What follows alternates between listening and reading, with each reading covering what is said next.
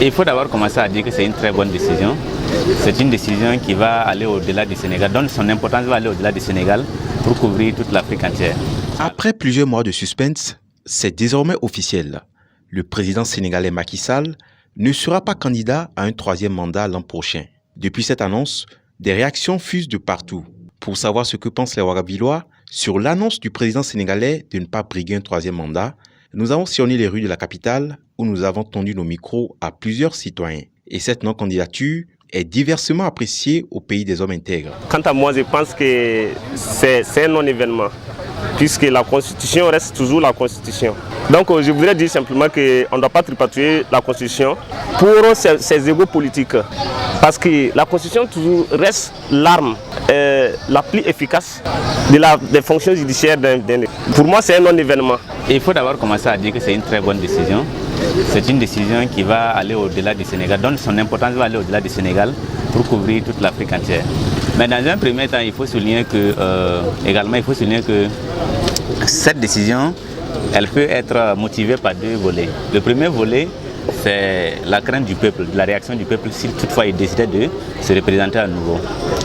Et le deuxième volet, c'est que en décidant de ne pas se présenter, c'est une forme de pouvoir maintenir le peuple sénégalais dans la dynamique qui consiste à écarter son cou sans qu'il n'y ait le moindre bruit. Ok, je constate que Macky Sall a pris une bonne décision parce que dorénavant, il y a de ces présidents qui, depuis un bout de temps, quand ils viennent au pouvoir, leur choix de vouloir mourir au pouvoir est trop. Donc en Afrique, on a eu des cas comme ça, tels qu'en Guinée, et notre pays voisin, en Côte d'Ivoire aussi, qui, Alassane Ouattara, qui est ici, c'est un troisième mandat aujourd'hui. Peut-être on peut dire que ce président, il a pris cette décision, peut-être avec ses conseillers qui lui ont dit que, bon, compte tenu aussi des événements passés de ses prédécesseurs, voilà, mais je pense qu'avec le conseil et avec ce que lui-même il a vu, bon, il ne peut pas se présenter comme ça pour un troisième mandat. Effectivement. En tout cas, c'est une décision noble. C'est un acte d'humanisme qu'il a posé. C'est à saluer. Force est de constater qu'aujourd'hui, plusieurs présidents africains n'hésitent pas à modifier la Constitution pour un troisième mandat. Pour bon nombre de Ouagabillois, il faut toujours respecter la Constitution. Comme conseil, je dirais qu'aucun président africain ne doit plus oser encore briguer un troisième mandat. Il faut toujours respecter la loi, faire respecter la loi et toujours donner les modèles, les bons exemples aux autres. J'espère que la sortie de Macky Sall sera un conseil pour les autres présidents qui vont essayer de briguer un troisième mandat. Voilà. Le seul conseil que j'ai à donner aux présidents africains, c'est d'arrêter de vouloir modifier les institutions à tout moment. Parce que si une fois que tu viens au pouvoir, c'est-à-dire c'est un contrat que tu signes avec le peuple. Il faut toujours respecter ce contrat. Donc si c'est un contrat, il faut respecter ce contrat. Il ne faut pas jouer avec l'esprit du peuple. Donc le peuple, c'est le peuple qui décide. Le pouvoir appartient au peuple. Bon, un conseil que je peux donner à tous les présidents africains, c'est